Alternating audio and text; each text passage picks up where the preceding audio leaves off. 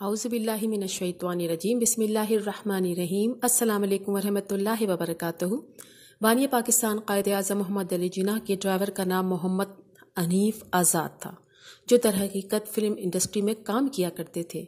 قائد اعظم کی نوکری کرنے کا ان کا واقعہ بہت دلچسپ ہے۔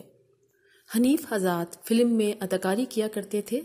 قائد اعظم محمد علی جناح تک کیسے پہنچے اور قائد اعظم محمد علی جناح نے انہیں ڈرائیور کیسے رکھا، یہ بہت دلچسپ واقعہ ہے، پوری توجہ کے ساتھ سنیے گا۔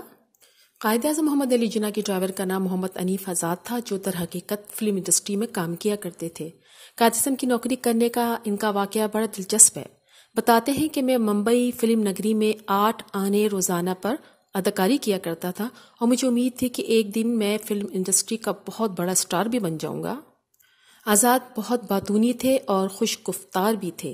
اردو مادری زبان تھی، جس سے امپیریل فلم کمپنی کے تمام ستارے ناآشنا تھے، اور اردو نے ان کی بہت مدد کی تھی۔ وہ تمام ستاروں کے حال لکھتے اور پڑھتے تھے۔ اردو میں کوئی خاص خط ہوتا تو آزاد کی تلاش شروع کر دی جاتی۔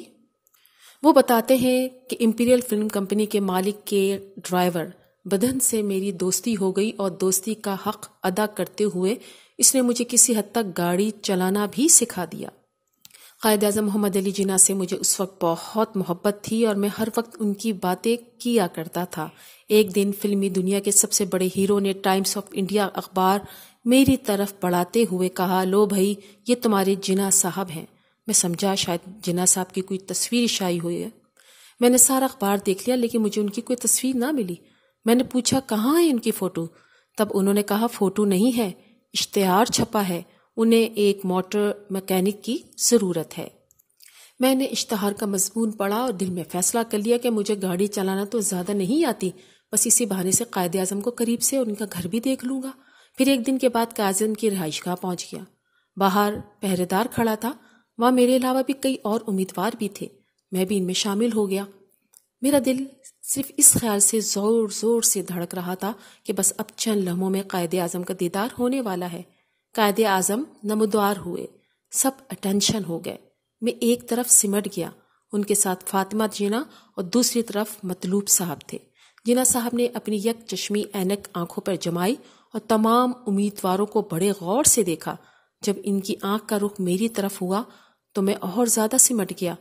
ان کی آواز بلند آئی اور مجھے صرف اتنا سنائی دیا، یو، اتنی انگریزی میں جانتا تھا جس کا مطلب تھا تم، مگر وہ میرے ساتھ والے جتنے لوگ تھے اس نے مجھے کونی سے ٹھوکا دیا اور کہا، یہ تمہیں بلا رہے ہیں۔ میرے ساتھی نے لکنت بھری لہجے میں پوچھا، صاحب میں؟ قائد اعظم کی آواز پھر بلند ہوئی، نو۔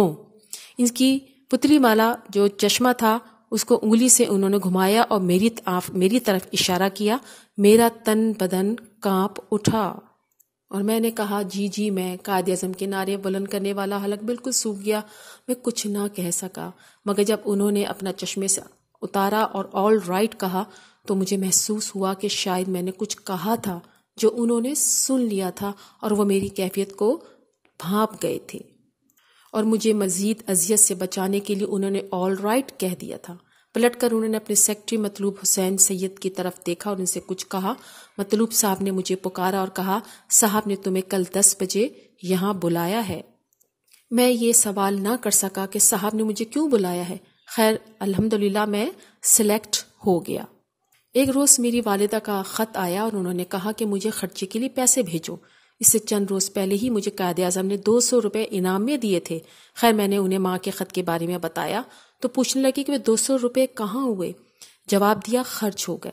قائد اعظم یہ سن کر بولے، ویل مسٹر آزاد، تھوڑا ہندو بنو۔ کہنے کا مطلب یہ تھا کہ ہندو اپنی عادات کے حوالے سے بڑے کنجوس ہوتے ہیں۔ قائد اعظم نے بھی اپنے ڈرائیور کو تلقین کی کہ دیکھ بھال کے خرچ کیا کرو۔ امید کرتی ہوں آج کا واقعہ آپ کو پسند آیا ہوگا۔ اگر واقعہ اچھا لگے تو اپنے کمنٹ سے مجھے ضرور آگاہ کیجیے۔ نئی ویڈیو کے ساتھ پھر حاضر ہوں گی، اس وقت تک کے لیے اللہ حافظ۔